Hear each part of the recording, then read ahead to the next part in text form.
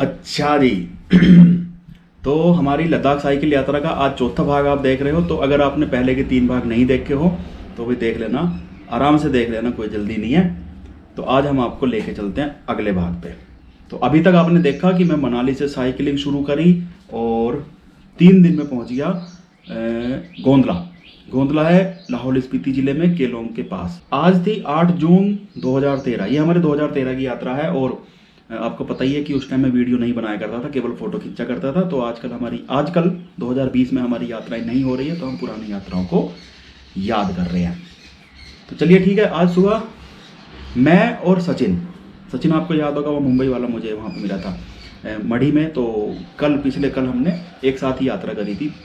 तो यहाँ पे हम गोंदला में दोनों एक साथ ही रुके थे। सुबह उसने मुझे उठा दिया, नीरज भाई उठ। मैंने कहा क्या बात होगी भाई? ओ क्या बात होगी? कह रहा कि चलना नहीं है क्या आगे? मैंने कहा भाई देख, मुझे तो आ रही है नींद, मैं तो पूरी फुल नींद करूंगा, भले ही आज मैं पूरे दिन सोऊं या कितनी भी देर तक सोऊं, तू चला जा। कि चल ठीक है, ओके। तो वो चला गया 8 साढ़े 8 बजे। मैं पड़ा रहा, सोता रहा। और यार नींद क्यों नहीं आएगी ये बताओ? देखो, दिल्ली से चला था ओवरनाइट जर्नी, उसके अगले रात टेंट में, उसके अगली रात टेंट में। तो पिछले 3 रात से मैं अच्छी नींद नहीं सोया था। तो आज मुझे एक नरम नरम रजाई, नरम नरम बिस्तरा मिला, तो नींद क्यों नहीं आवेगी ये बताओ? तो चलो, मैं उठा 11 बजे और 12 बजे के आसपास गोंदला से चल पड़ा। ये फोटो आप देखो, ये है भाई गोंदला के सामने, मतलब जिस जगह पे गोंदला बसा है उसके सामने का नज़ारा है। ये नीचे एकदम चंद्रा नदी है और चंद्रा नदी के उस तरफ है पीर पंजाल के पहाड़। पहाड़ों की अच्छी खासी हाइट है। और इन पहाड़ों के दूसरी तरफ है बड़ा बंगाल। बड़ा बंगाल होगा ना, मनाली तो उधर हो गया, दूर हो गया। इन पहाड़ों के दूसरी तरफ है बड़ा बंगाल। बड़ा बंगाल आता है कांगड़ा जिले में, ठीक है। बहुत दुर्गम जगह बड़ा बंगाल। उसके बारे में मैं वहाँ पे कभी गया नहीं हूँ, लेकिन उसके बारे में कभी किसी न किसी दिन डिस्कशन करूँगा। और ये अगला फोटो है गोंदले के किले का। गोंदला में कोई राजा या फिर कोई मुनीम या फिर कोई इस टाइप का कोई बैठता था, तो शायद राजा ही बैठता था गोंदला में। तो उन्होंने ये किला बनवाया था। पुराना किला है लकड़ी और पत्थरों का। तो ये 5 मंजिल का किला है। 1 2 3 4 5 मंजिल का किला है। तो ये बढ़िया चीज़ें देखने लायक है गोंदला में। बहुत छोटा सा, बहुत ज़्यादा मतलब बड़ा भी नहीं है किला, मतलब लाल किले टाइप का नहीं है। ऐसे ही होते हैं जी किले वहाँ पे, ठीक है। आगे बढ़ते हैं। ये और बढ़िया नज़ारा है। और हम गोंदला से आगे चल पड़े हैं। तो पीछे मुड़ के देखने पे हमें ये सब दिखाई दे रहा है। ये बर्फीले पहाड़, अरे भाई क्या तारीफ करूँ मतलब। लाहौल की बात ही कुछ और है। लाहौल में मेरा घूमना ज़्यादा नहीं हुआ, वहाँ पे ट्रैकिंग बहुत है। सड़क भी है लद्दाख जाने वाली। मनाली से लद्दाख जाने वाली सारी गाड़ियाँ लाहौल से होकर गुजरती हैं। इसके अलावा आप बांगी की तरफ चले जाओ तो भी लाहौल का एक अनछुआ एरिया है। इधर से मनाली से स्पीति जाओगे तो भी आप लाहौल का थोड़ा सा हिस्सा। लेकिन इसके अलावा ट्रैक भी बहुत सारे हैं लाहौल में। एक ट्रैक है जी नीलकंठ महादेव का ट्रैक, नीलकंठ। और उसकी खास बात यह है कि वहाँ पे केवल पुरुष ही जा सकते हैं, महिलाएं नहीं जा सकती। महिलाओं को उस ट्रैक पे जाना अलाउ नहीं है। तो अब मैं तो वही दीप्ति के भरोसे हो गया हूँ, पता नहीं मैं जा पाऊँगा या नहीं जा पाऊँगा। चलो कोई बात नहीं। इसके अलावा एक और ट्रैक है बहुत फेमस तो नहीं है, हाँ अच्छा खासा फेमस है। चंद्रताल से बारलाचा का ट्रैक, जोरदार ट्रैक है वो भी। अरे चलो आगे बढ़ो। ये सड़क जा रही है गोंदला से तांदी की तरफ। गोंदला से तांदी है लगभग 10 किलोमीटर। और 10 किलोमीटर ये सड़क एकदम से खड़े पहाड़ों के बीच से होकर गुजरती है। मतलब एक तरह से डर भी लगता है साइकिल चलाते हुए। कुछ भी आप चला रहे हो, साइकिल चला रहे हो, मोटरसाइकिल चला रहे हो, बस चला रहे हो, कार चला रहे हो, ट्रक चला, कुछ भी चला रहे हो, मतलब यहाँ से इस हिस्से में 10 किलोमीटर के हिस्से में चलते हुए डर भी लगता है। इसके कुछ साल बाद, इस यात्रा के 2-3 साल बाद मैं फिर से इसी रास्ते से आया था, लेकिन बस से आया था। तो यहाँ पे BRO वालों ने एक वो करके ब्लास्टिंग करके ना, सड़क चौड़ी करने के लिए ब्लास्टिंग कर रहे थे। तो थोड़ी सी उन्होंने ब्लास्टिंग करी, बहुत सारा पहाड़ वहाँ पे खिसक गया। तो बड़ी देर तक फंसे रहे थे। फिर बसों की अदला बदली हुई। जो बस उधर खड़ी थी वो उधर ही रही, जो इधर खड़ी थी वो इधर ही रही। सवारियाँ अदली बदली हो गई। ऐसा भी होता है। ये भी एक पुल है। पुल के पीछे से नीचे से कोई देखो कितना खतरनाक नाला बह रहा है। बहुत बढ़िया वाटरफॉल बना हुआ है। और ऐसे वाटरफॉल पे आवाज़ बहुत तेज आती है ना जी। और ये ऐसा लग रहा है कि हम तांदी पहुंचने वाले हैं। ये चंद्रा नदी है, पीछे कोई बर्फीले पहाड़। वाह वाह। और ये पहुंच गए जी हम तांदी, गोंदला से 10 किलोमीटर। 10 किलोमीटर साइकिल चलाने में जितना भी टाइम लगा, मुझे नहीं पता कितना टाइम लगा, जितना भी टाइम लगा। तो यहाँ पे लिखा हुआ है कि इंडियन ऑयल का पेट्रोल पंप है और अगला पेट्रोल पंप है 365 किलोमीटर आगे, यानी कि लेह के पास।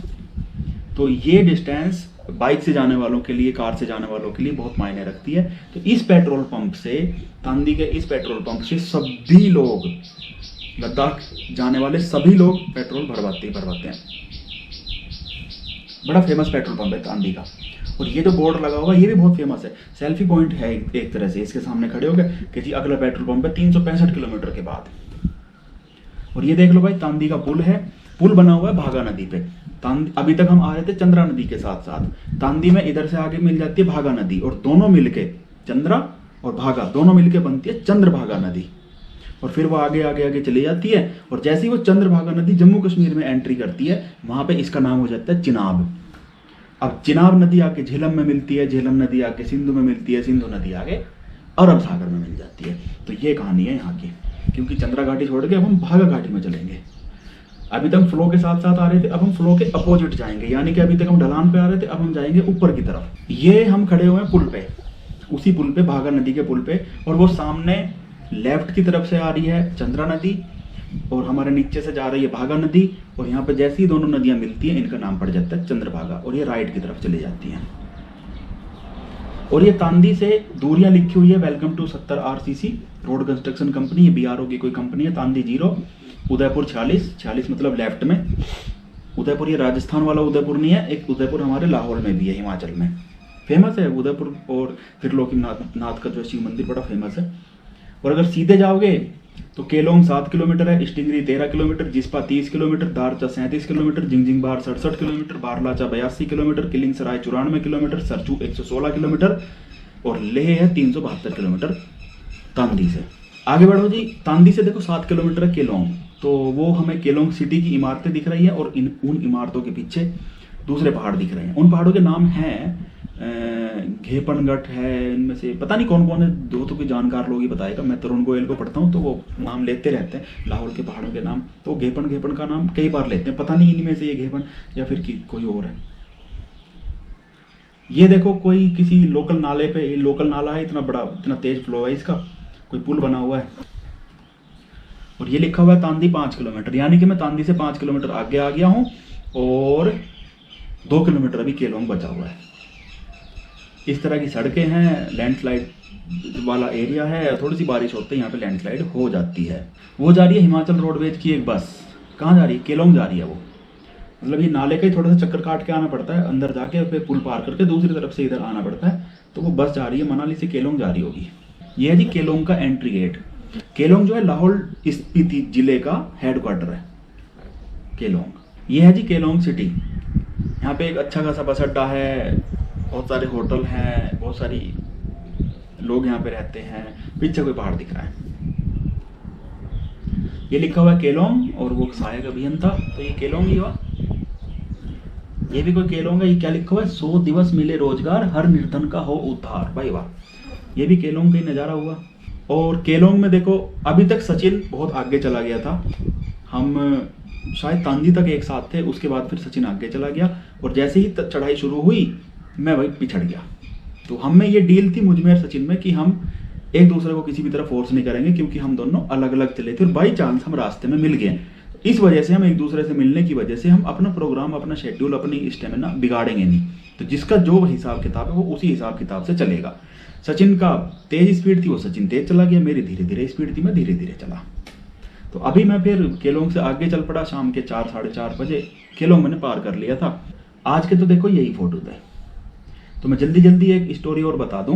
केलोंग 4 साढ़े 4 बजे मैंने पार कर लिया था, और वहाँ पे कुछ खाना पीना करके देखा भाई धूप, अच्छी खासी धूप निकली हुई है यार। देखो 7:30 8 बजे छिपता है सर्दियों में दिन, मतलब गर्मियों में, जून में तो 7:30 तो बज ही जाते हैं ना, 7:30 बजे तक भी खूब, 8 बजे तक अच्छा उजाला रहता है। अब 4 बजे 4:30 बजे तो खूब धूप निकलती है, खूब दोपहरी होती है। भले ही वो हाइट पे हो, अच्छी खासी हाइट पे। कितनी हाइट है केलोंग की?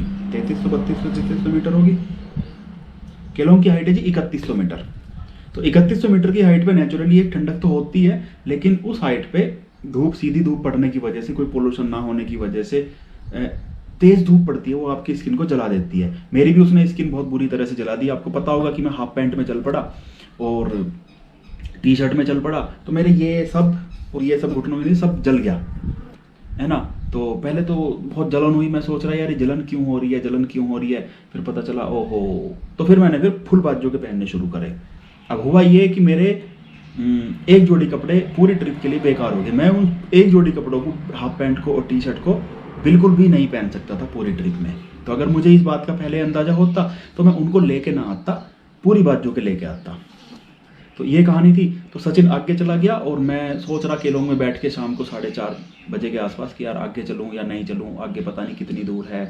डिस्टेंस वगैरह थी मेरे पास 20-25 किलोमीटर आगे जिस्पा था। जिस्पा में रुकने की व्यवस्था हो सकती क्या, जिस्पा तो फेमस जगह है रुकने के लिए। दारचा में 25-30 किलोमीटर आगे केलोंग से दारचा है, दारचा में रुकने की। लेकिन सवाल ये था कि क्या मैं अंधेरा होने तक 20-25 किलोमीटर चल सकूंगा।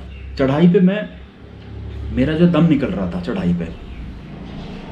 तो बस मैं यही बैठ रहा कि अभी जो है, यही बैठा बैठा मैं यही सोच रहा कि मैं अभी क्या करूं, जाऊं, निकलूं या नहीं निकलूं। 3 घंटे का अभी उजाला है, 3 घंटे में 20 किलोमीटर चला जाऊंगा क्या चढ़ाई पे।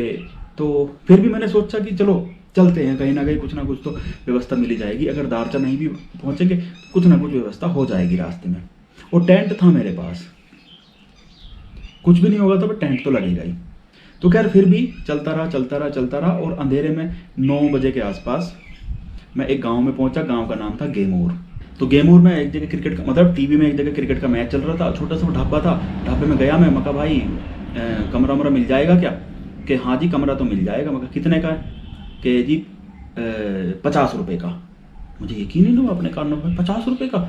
हाँ जी 50 रुपये का, 50 कि हाँ जी 50। मैं कहा दे दे भाई यार, ये तो बहुत बढ़िया बात हो कि दारचा में तो बहुत महंगे कमरे मिलने थे, दारचा तो एक VIP जगह है। तो मैं फिर गेमूर में 50 रुपये में रुका। वहीं पे ढाबे में, उसी ढाबे में बैठ के खाना खा लिया। तो वहाँ पे टीवी पे मैच चल रहा था, भारत और ऑस्ट्रेलिया या फिर इंग्लैंड और ऑस्ट्रेलिया का मैच था वो। और याद है मुझे अभी भी नवजोत सिंह सिद्धू कमेंट्री कर रहा था। भले ही देखो पॉलिटिकली मुझे नवजोत सिद्धू पसंद नहीं है, लेकिन उसके लेक्चर, बोलने का तरीका, मोटिवेशनल स्पीच, वो सब मुझे बहुत पसंद है। तो उसमें उसका एक डायलॉग मुझे अभी भी याद है कि इंसान क्या डायलॉग था, हाँ, इंसान अपना मुकद्दर खुद बनाता है और बाद में उसे होनी का नाम दे देता है। ओ यार ये तो बढ़िया बात कह दी सिद्धू ने। इंसान अपना मुकद्दर खुद बनाता है, बाद में उसे होनी का नाम दे देता है। मैं बहुत थका हुआ था और आज की हाइट कितनी थी गेमूर की, गेमूर की हाइट थी 3300 मीटर और यह है केलोंग से 18 किलोमीटर आगे, यानी कि मैं 3 घंटे में 18 किलोमीटर आ गया था। तो आज की कहानी यही थी। इसी के साथ हम इस वीडियो को समाप्त करते हैं। और आपसे तो वही रिक्वेस्ट है जो मैं हमेशा ही करता हूँ, सब्सक्राइब कर लेना। लेकिन चलो आगे वीडियो ख़त्म करने से पहले मैं एक सवाल का जवाब और दूंगा। एक दोस्त ने पूछा है कि क्या साधारण साइकिल से हम लद्दाख जा सकते हैं। सर देखिए, कोई भी साइकिल हो वो आपको खुद नहीं लेके जाएगी। अगर आपके पैरों में दम है तो आप जा सकते हो। बहुत सारे लोग जाते हैं साधारण साइकिल से, यस ऑफ कोर्स। लेकिन ये जो आजकल जो गियर वाली साइकिल आ रही है, इनसे थोड़ा सा चढ़ाई पे चढ़ने में आसानी रहती है, ये फायदा है थोड़ा सा। लेकिन भाई पैडल तो उनमें भी मारने पड़ते हैं। हाई एल्टीट्यूड उनमें भी फेस करना पड़ता है। AMS वहाँ पे भी होता है, पैडल मारने पड़ते हैं। बहुत सुविधा रहती है आजकल गियर वाली साइकिलों में। लेकिन अगर आप कह रहे हो कि साधारण साइकिल, तो जी आप बिल्कुल जा सकते हो अगर आपके पैरों में दम है तो। अभी एक सवाल और पूछा है मनीष भारती जी ने कि भाई गाड़ी या बाइक के बारे में तो आपने बताया कि पहाड़ से उतरते टाइम ब्रेक का कम से कम उपयोग करो और गियर में गाड़ी उतारो, ठीक है, उतरते टाइम पहाड़ से। तो अगर साइकिल के मामले में किस तरह की सावधानी करनी चाहिए, क्योंकि उसमें तो गियर होते नहीं है पहाड़ से उतरते टाइम। तो जी देखो मनीष भाई, अब पहाड़ से उतरते टाइम तो आपकी स्पीड अपने आप बढ़ जाएगी, आप चाहोगे तब भी नहीं रुकेगी। तो उसमें तो आपको ब्रेक ही मारने पड़ेंगे ना साइकिल से। अब होता ही है कि गाड़ी में या बाइक में वजन बहुत ज़्यादा होता है। तो अगर आप लगातार ब्रेक अप्लाई करोगे तो आपके ब्रेक गर्म हो जाते हैं और ब्रेक हो जाते हैं फेल। तो इस वजह से एक लिमिट के बाद फिर ब्रेक लगने बंद हो जाते हैं। लेकिन साइकिल के मामले में ऐसा नहीं है, ओपन ब्रेक है, एकदम खुले ब्रेक है, कोई वजन भी नहीं है कुछ।